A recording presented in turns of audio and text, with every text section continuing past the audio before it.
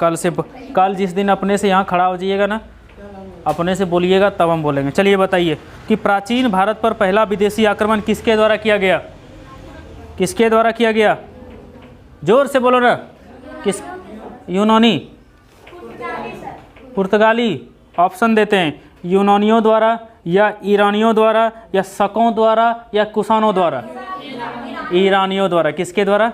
ईरानियों द्वारा। हमारा फोटो अच्छा है, हाँ कुछ आवे ना, फोटो अच्छा आना चाहिए।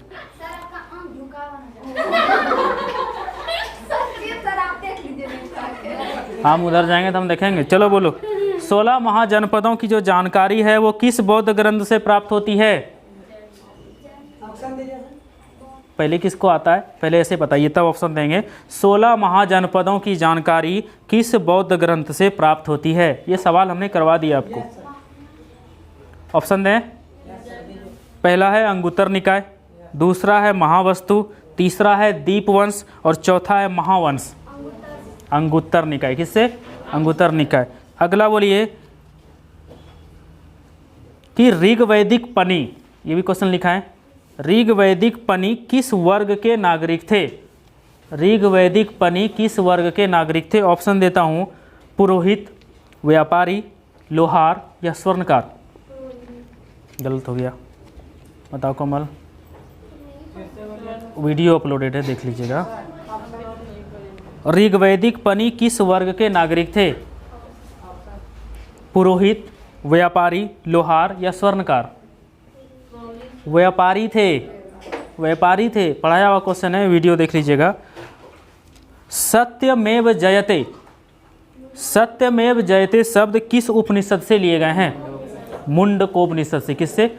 बहुत इंपॉर्टेंट क्वेश्चन है, याद रखिएगा। सत्यमेव जयते कहाँ से लिया गया है? मुंडकोपनिषद से लिया गया है। अगला क्वेश्चन, भारत के सबसे प्राचीन अभिलेख किस शासक के प्राप्त हुए हैं? भारत के सबसे प्राचीन अभिलेख किस शासक के प्राप्त हुए हैं? हम शासक पूछ रहे हैं आपसे। नहीं, गलत हो गया। भारत का जो पुराना अभिलेख है वो किस शासक का प्राप्त हुआ है? ऑप्शन दे रहे हैं, कालाशोक, दूसरा है अजातशत्रु, तीसरा है चंद्रगुप्त मौर्य, चौथा है अशोक। अशोक। किसके? अशोक के हुए हैं। सर्वप्रथम 1837 ईस्वी में अशोक के शिलालेखों को, अशोक के अभिलेखों को किसके द्वारा पढ़ा गया? अशोक के जेम्स प्रिसेप। किसके द्वारा?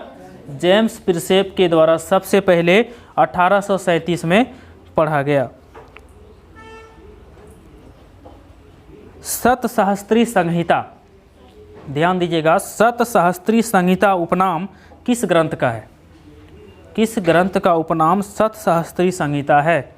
ऑप्शन दो, महाभारत, ऋग्वेद, रामायण, अथर्ववेद। महाभारत का है शतसहस्त्री संहिता। किसका है? महाभारत का है। अगला बताइए, सीयूकी नामक यात्रा विवरण किससे संबंधित है? सीयूकी, व्हेनसांग। सीयूकी किसके यात्रा विवरण है? व्हेनसांग का है। अगला बताइए, भारतीय पुरातत्व का जनक किसे कहा जाता है? भारतीय पुरातत्व का जनक किसे कहा जाता है? Alexander Cunningham, John Marshall, Mortimer या जेम्स प्रिसेप? Alexander Cunningham. कौन है? Alexander Cunningham. अर्थशास्त्र के लेखक कौन है? चाणक्य। मुद्रा राक्षस के लेखक कौन है? मुद्रा राक्षस के लेखक कौन है? विशाख दत्त। कौन है? विशाख दत्त। कथा सरित सागर के लेखक कौन है? कथा सरित सागर के लेखक कौन है? सोमदेव। ऑप्शन नहीं देंगे इसमें। वृहत कथा मंजरी के लेखक कौन है? वृहत कथा मंजरी, इसके लेखक हैं क्षेमेंद्र। कौन है? क्षेमेंद्र।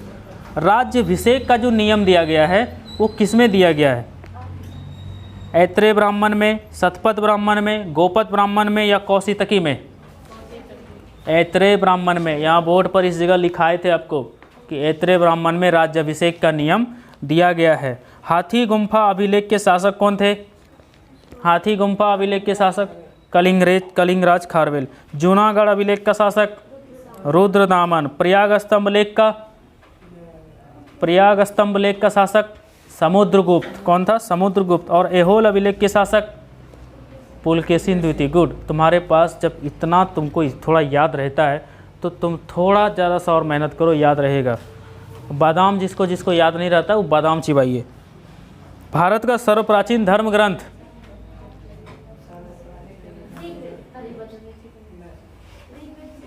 हमने बताया था कि जब आपको सर्वप्राचीन धर्म ग्रंथ पूछें तो वेद, और सबसे पुराना वेद पूछें तो ऋग्वेद।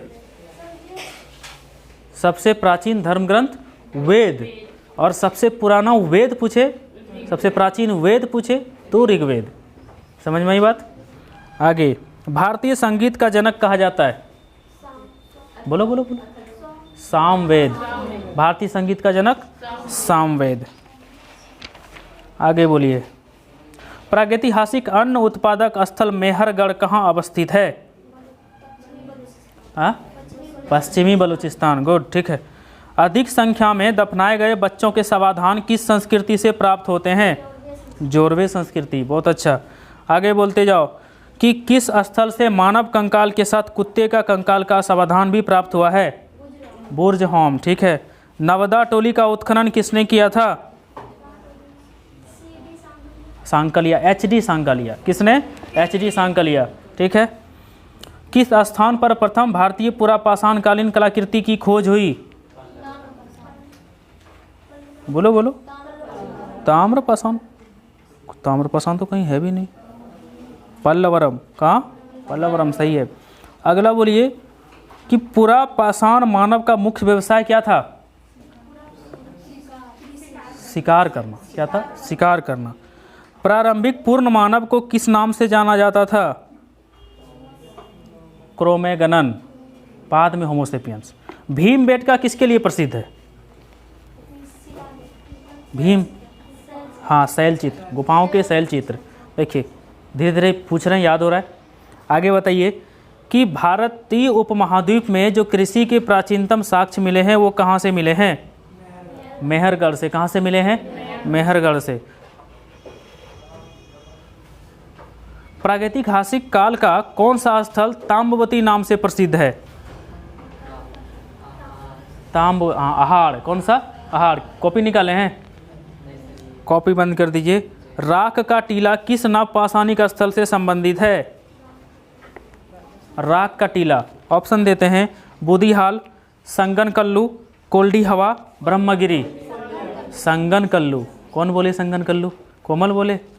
गुंजा बोली? अरे वाह, धन्यवाद। चलिए आगे बोलिए। प्रथम मानव जीवाश्म भारत की किस नदी घाटी से प्राप्त हुआ था?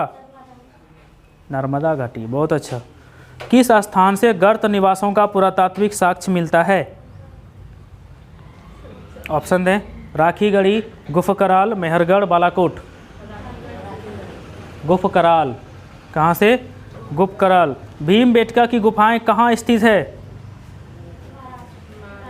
भीमबेटका महाराष्ट्र नहीं, मध्य प्रदेश। मध्य प्रदेश में कहाँ? रायसेन। भारतीय पुरातत्व सर्वेक्षण विभागों या मंत्रालयों के साथ किसका संलग्न कार्यालय है? संस्कृति का, है ना? संस्कृति का। उस स्थल का नाम बताइए जहां अस्थायी जीवन के प्रमाण मिले हैं। ऑप्शन देते हैं धौलावीरा, कालीबंगा, सुतकांगेडोर या मेहरगढ़। कहाँ मिला है? मेहरगढ़ में। ठीक, आगे बताइए। सिंधु सभ्यता भी बता चुके हैं ना, पढ़ा चुके हैं सिंधु सभ्यता। आगे बताइए, सिंधु सभ्यता किस युग से संबंधित है? ऑप्शन देते हैं, ऑप्शन देते हैं।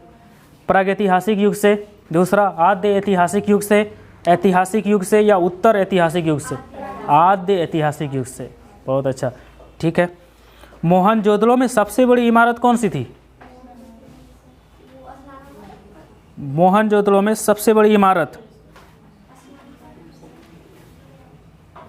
स्नानागार था कि अन्नागार था? दोनों भी था। आगे बताइए, सिंधु घाटी सभ्यता का कौन सा स्थान भारत में स्थित है? लोथल। ठीक है, लोथल। हड़प्पा कालीन स्थल रंगपुर किस राज्य में अवस्थित है? रंगपुर गुजरात में। अरे आप लोग भी बोलिए, हमको लगता है कि मेरा वो पैसा वो ले लेगी 100%। पता चल गया हमको। एक तो फर्स्ट नंबर में उसको रखेंगे, अब दूसरे नंबर पर देखते हैं कौन ज़्यादा जवाब देता है, इससे पता चल जाएगा 2-3 दिन में हमको। क्या कोमल, ये 1000 भी डुबाना है क्या? जिसको जिसको 500 डुबाना है नहीं पड़िएगा, ठीक है, आराम से हम बैठ करके खाएंगे पिएंगे।